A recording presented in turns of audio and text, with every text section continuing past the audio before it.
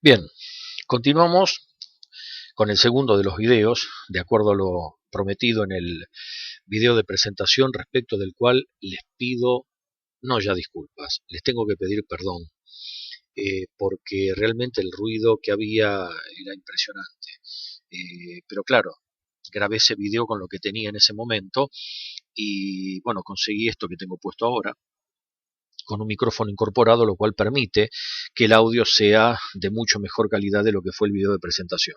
Lo lamento, si no sé si pudiera hacerlo, si es que no quedará mal, sinceramente lo borraría, porque el ruido que se grabó por parte del micrófono respecto del funcionamiento interno de la notebook era realmente insoportable. De manera tal que entonces, si tuvieron el coraje y si tuvieron la constancia, la tenacidad, y las ganas de autoinfligirse castigo de haber escuchado ese video, entonces este les va a resultar mucho más agradable de escuchar, por lo menos hoy de hoy. Este video va dirigido a mis alumnos de tercero y de cuarto año. ¿Por qué? Porque tiene un tronco común de los temas que yo mandé en las actividades, a pesar de que después se bifurcan un poco. A partir del tercer video, entonces ya voy a elaborar un video para los de tercero y para los de cuarto. Este es en común para los dos. El primer trabajo que les mandé era a que averiguaran sobre las diferencias entre mitos y leyendas. Yo sé que eventualmente cualquier otro profesor me diría, pero eso es algo que ya se ve desde el primer año. Sí, es cierto, pero el tema es que a menos que se vea de una manera realmente exhaustiva, los chicos egresan, ustedes egresan, sin saber efectivamente distinguir bien entre un mito y una leyenda. Por lo tanto, me di cuenta de que hay que insistir en cuanto a la diferenciación correcta. ¿Cuál es la diferencia básica y fundamental? Yo les puse en el cuadro comparativo de doble entrada de diferencias que les envié por mail una serie de 5 cuestiones que difieren en los mitos y en las leyendas. Pero ustedes tienen que acordarse la principal. El mito intenta explicar, en general, ¿no?, el origen de todo cuanto existe a través de un relato maravilloso cuando no existe una explicación científica que pueda dar cuenta de por qué ese fenómeno sucedió o incluso sigue sucediendo. Ejemplo, ustedes imagínense, no que viven en el siglo XXI, sino que viven hace 3000 años. Es decir, o 2500 años o 2700 años. Pongamos, por ejemplo, el siglo VIII antes de Cristo. Resulta que hoy en día sabemos que cuando escuchamos truenos y relámpagos se trata simplemente de un fenómeno físico de acumulación de energía en la atmósfera que provoca la acumulación de corrientes de signo opuesto en la atmósfera y especialmente en las nubes, y que sabemos también a través de la física que dichas cargas positiva y negativa de alguna manera se tienen que equilibrar y compensar. ¿Se entiende? De manera tal que, obviamente, cuando entran en contacto se atraen, algún efecto físico a nivel atmosférico tienen que tener. Entonces se provocan esas descargas eléctricas, verdaderas descargas eléctricas terribles, que generan, si es la descarga desde las nubes a la Tierra, se produce un rayo. Y cuando es de entre nube a nube, se producen los relámpagos. Eso lo sabemos hoy en día, gente del siglo XXI con conocimientos científicos, satélites, etcétera, etcétera. Los hombres de aquella época no.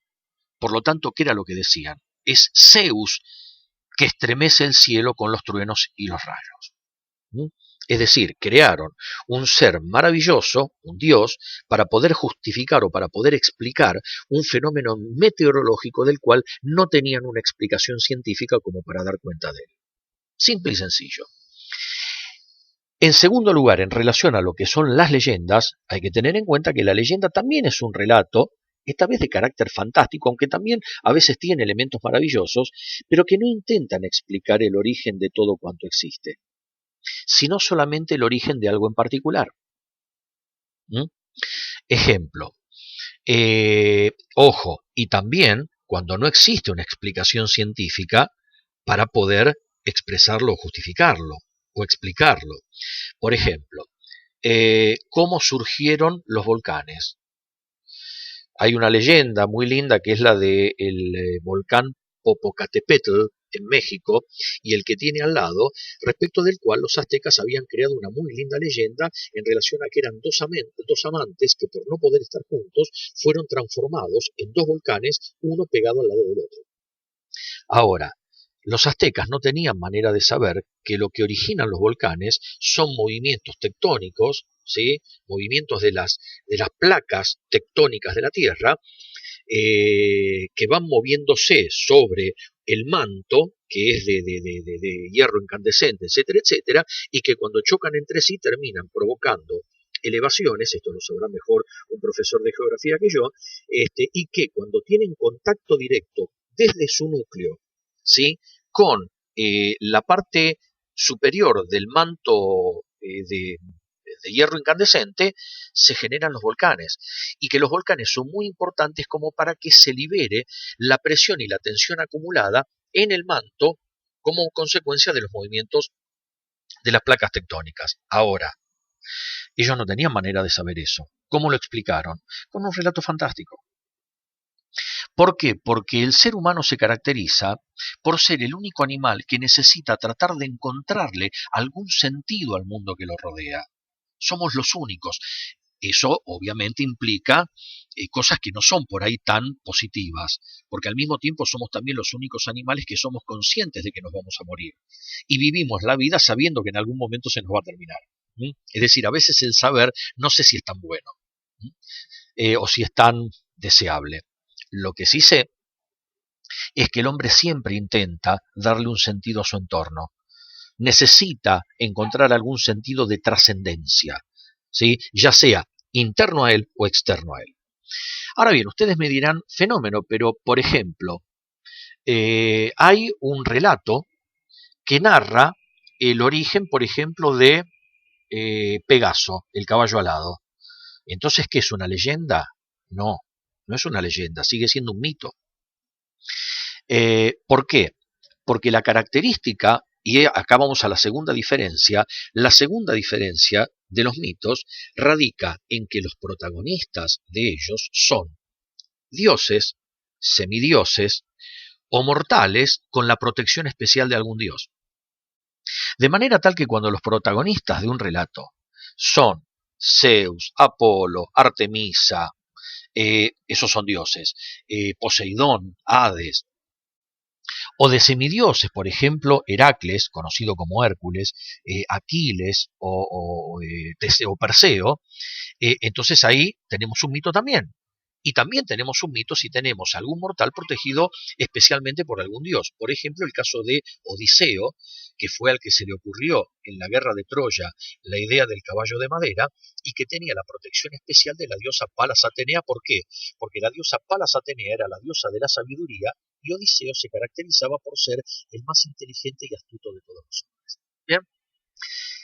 En cambio, los protagonistas de las leyendas no son ni dioses ni semidioses, sino que son humanos comunes y corrientes, y cuando aparecen dioses o seres fantásticos tienen nada más que un papel secundario, pero no son los protagonistas. Bien, por ejemplo, los dioses que convirtieron a los dos amantes en los volcanes Popocatépetl y el que tiene al lado, en México, eran personajes secundarios, porque los personajes principales eran ellos dos. ¿Bien?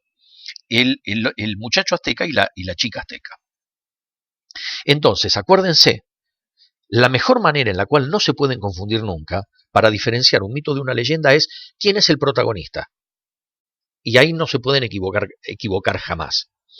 Otra de las características es que en general, esta es menos determinante, es que en general el mito no se puede ubicar histórica y geográficamente. Si yo les pregunto a ustedes, a ver, ¿en qué época gobernó Cronos? Ni idea. ¿En qué época se dio la titanomaquía, la guerra entre los dioses del Olimpo y los titanes?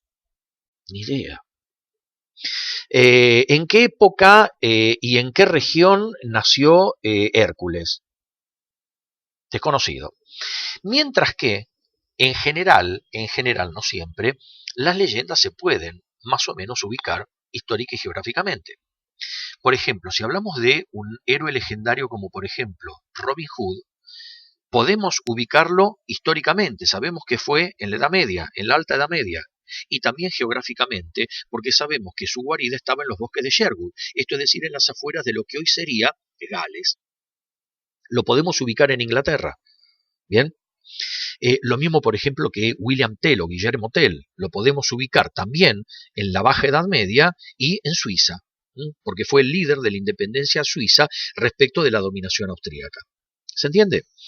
Obviamente que hay algunas otras leyendas que en general no se pueden ubicar de una manera o de otra, pero siempre de una manera se va a poder individualizar. Porque si yo les digo a ustedes, por ejemplo, la leyenda del volcán Popocatépetl, ustedes me dirán, pero ¿quién puede determinar en qué época pasó eso? No, pero seguramente te puedo decir el lugar, es decir, México. Simple, ¿bien? Lo mismo, por ejemplo, que la leyenda de la flor del ceibo. Ahí sí la podemos ubicar porque la leyenda indica que fue durante la conquista española, lo podríamos ubicar cerca del año 1500, pero como es la flor del ceibo, esa es una flor que se da exclusivamente ¿dónde?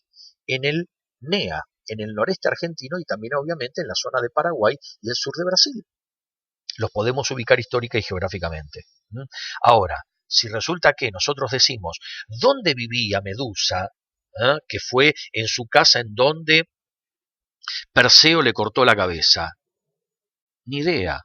Puede haber algunas versiones que digan, no, era acá o era allá, pero nadie lo puede saber. ¿Ok? Esa es fundamentalmente otra diferencia. Y otra diferencia es que los mitos, en cualquier época y en cualquier sociedad, siempre terminan constituyendo verdaderas religiones. El hombre a los personajes, a los protagonistas de esas historias, de esos mitos, les rinde culto. En cambio, las leyendas pueden llegar a crear creencias supersticiosas, pero nunca cultos, nunca religiones. Los griegos durante siglos se la pasaron adorando al dios Apolo, pero yo no conozco a nadie, al menos en América o en Europa, que haya rendido culto al hombre lobo o al lobizón. Las leyendas, chicos, no generan cultos. Nunca un griego hubiese dudado, de que Zeus existía. Nunca lo hubiese dudado.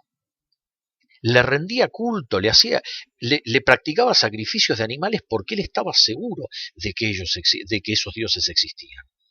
No les cabía ninguna duda.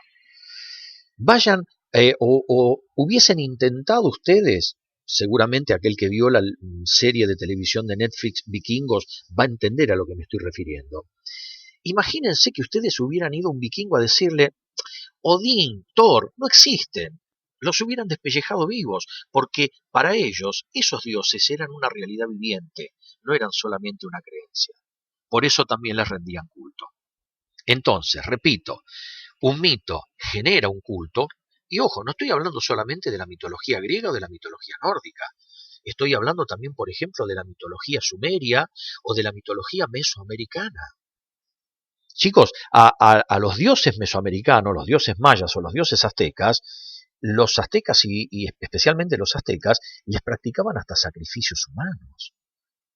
Al dios huracán, bien, que de ahí viene el nombre de esa tempestad que se da en la zona del Caribe, al dios huracán se le sacrificaban personas. Había dioses que exigían la entrega de sangre humana como para evitar la ira de ese mismo dios. No estoy hablando solamente de una versión europeocentrística. Estoy hablando también de las mitologías absolutamente de cualquier lugar de la Tierra. Siempre van a encontrar elementos en común. Por lo tanto, no hay manera de que se puedan llegar a confundir. ¿Y cuál era la finalidad del segundo trabajo que yo les envié? Diciendo, verifiquen con el cuadro que yo les remití si los ejemplos de mitos y leyendas que ustedes me pusieron son correctos o no. Muy sencillo, porque yo sabía que ustedes iban a buscar Internet y la cuestión es que lamentablemente, como les dije en el video de presentación, Internet no es infalible. Y en Internet se confunden mitos con leyendas y leyendas con mitos. Hay varias páginas en las cuales se habla de la leyenda de Hércules. Ahora, si yo estoy diciendo que los protagonistas de los mitos son semidioses, y sabemos que Hércules era un semidios porque era hijo de la mortal Alcmena y del dios Zeus, ¿cómo me decís que es una leyenda? ¿Se entiende lo que digo? Lo mismo que algunos hablan, por ejemplo, del mito del hombre lobo. Ahora, si yo estoy diciendo que los personajes, los protagonistas de las leyendas, son personas comunes y corrientes, ¿sí? Y que tienen eventualmente algún castigo divino o alguna maldición, y que se pueden ubicar histórica y geográficamente, si yo al hombre lobo lo puedo ubicar tranquilamente en Europa, ¿sí? ¿Cómo me podés venir a decir que el hombre lobo es un mito? Es una leyenda. A lo sumo puede ser un mito la historia del rey Licaón, al cual se lo puede llegar a considerar como el primer hombre lobo, el primer licántropo, porque en griego Licaón significa lobo y antropo hombre. Bien, se lo podría considerar el primer licántropo, ¿por qué? Porque tenía la costumbre este buen señor Licaón, que era rey en la época arcaica de Grecia, y tenía la costumbre de no solamente sacrificar gente, sino también comérsela. Era antropófago, comía carne humana. Resulta que la mitología griega decía que Zeus siempre bajaba a la tierra para ver cómo se comportaban las criaturas que existían sobre ella. Entonces llegó al reino del rey Licaón, y cuando llegó le dijo a su guardia que lo tomaran prisionero, que lo sacrificaran y que lo asaran para comerlo. Pero el sacerdote, consejero del rey Licaón, le dijo: no, no, momento, hay que tener mucho cuidado y tenemos que respetar el deber de hospitalidad para alguien que nos pide alojamiento, porque tal vez no sea un hombre común y corriente, sino un dios. Y de cómo nosotros actuemos va a depender si nos va a premiar o si nos va a castigar. Teniendo en cuenta que Zeus ya había dado la orden de que los seres humanos no se podían comer entre sí. La cuestión es que Licaón, que era bastante complicado, en una personalidad complicada, dijo: bueno, está bien, vamos a invitarlo a comer, él no va a hacer la comida, será un comensal más. Pero eso sí, hagan una cosa, vayan y tomen a uno de mis hijos, porque en esa época se tenían concubinas, un rey podía tener varios hijos, fíjense lo complicado que era, mátenlo y hácenlo, y se lo vamos a servir a este buen señor. Porque si es un dios, si es Zeus, se va a dar cuenta de que es carne humana, y si no, entonces vamos a poder matarlo porque no es ningún dios.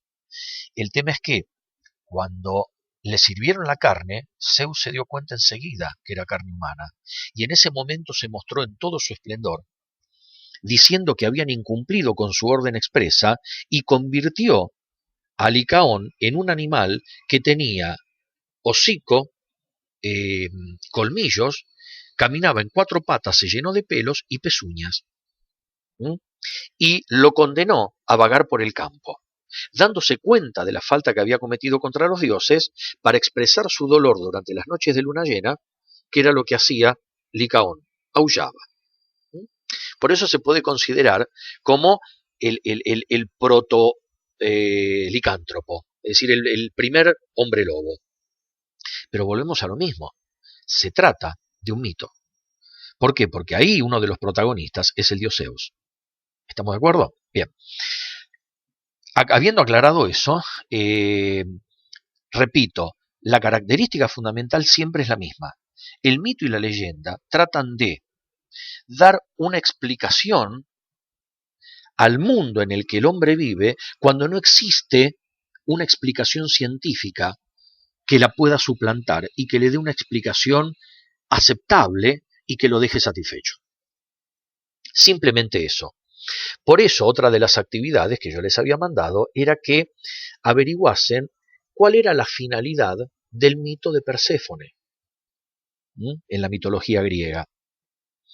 Para aquellos que no lo hayan hecho, o para aquellos que simplemente copiaron de alguna página de internet y pegaron y no se tomaron ni siquiera la molestia de leer lo que estaban copiando y pegando, les cuento más o menos de qué venía esa historia. Resulta que al principio, esto creo que en alguna de los cursos llegué a decirlo, en un principio existían Gea, que era la tierra, y Urano, que era el cielo.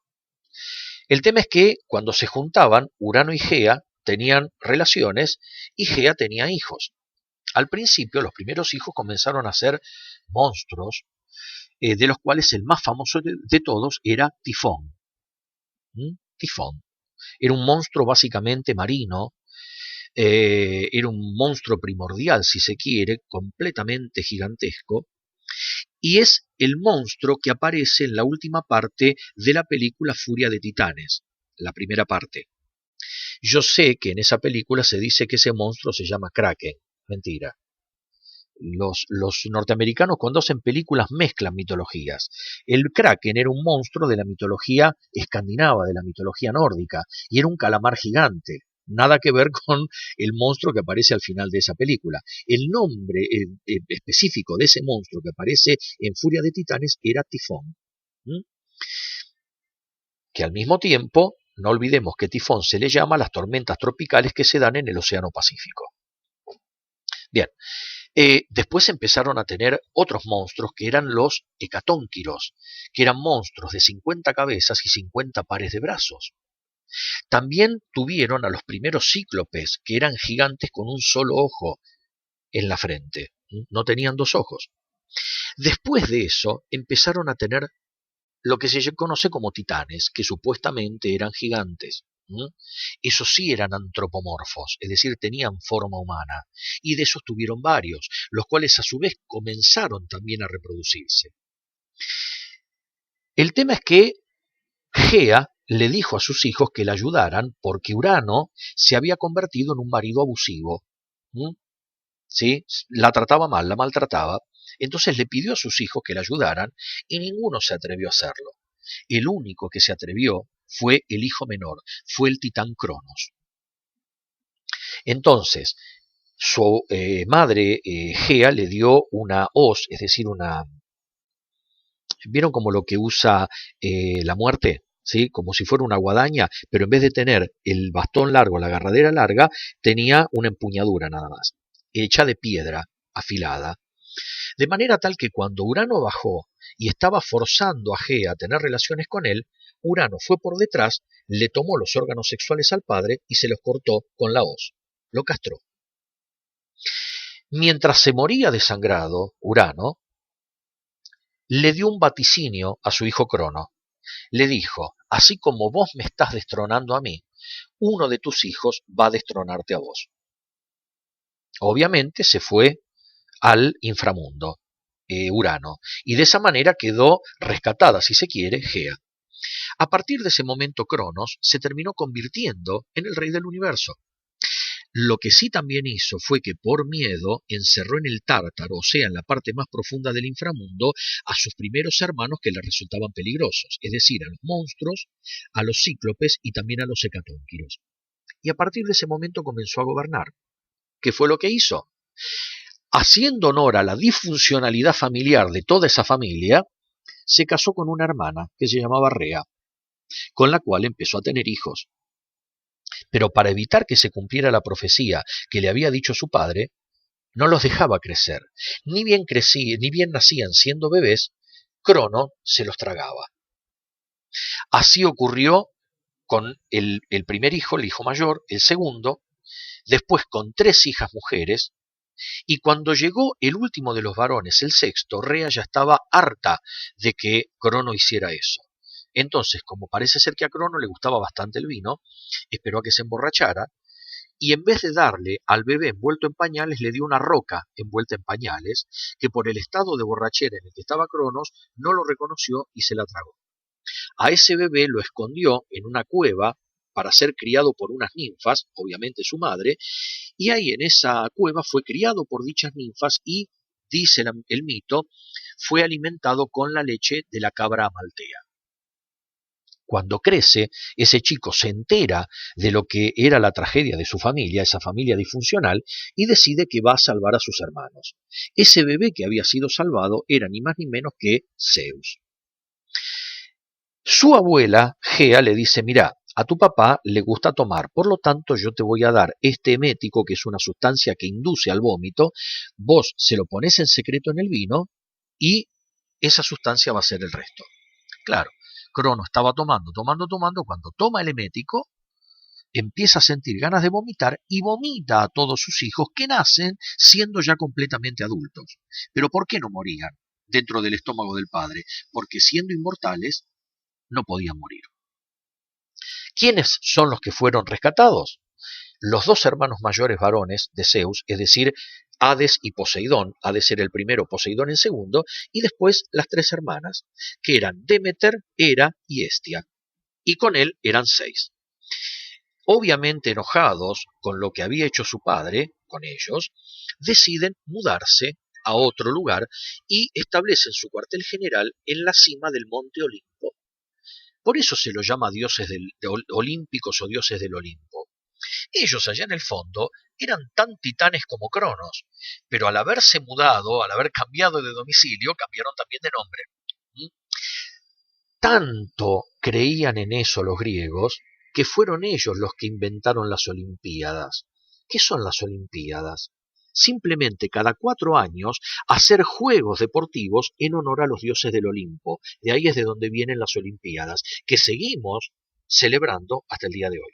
Y que bueno, este año fueron suspendidas por los motivos que ya conocemos de la pandemia del COVID-19. Ahora bien, era cuestión de tiempo a que estallara el conflicto entre los titanes y los dioses del Olimpo. Pero Zeus era consciente de algo porque era muy astuto. Ellos solos no podían contra todo el resto de los titanes. Por eso fue a buscar ayuda. Fue al inframundo, al Tártaro, y le propuso a sus tíos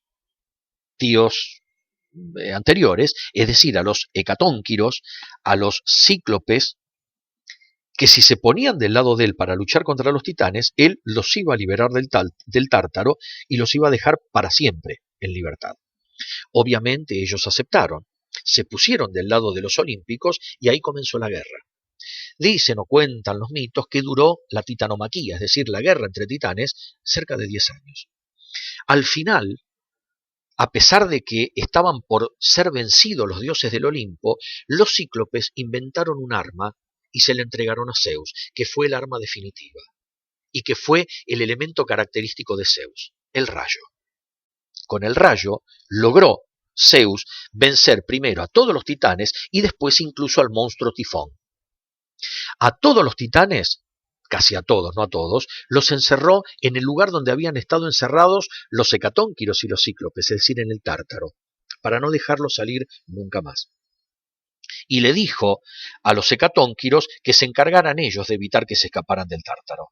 Es decir, que ellos pasaron de ser los prisioneros a ser los guardiacárceles, si se quiere, o aquellos que cuidaban a los nuevos prisioneros.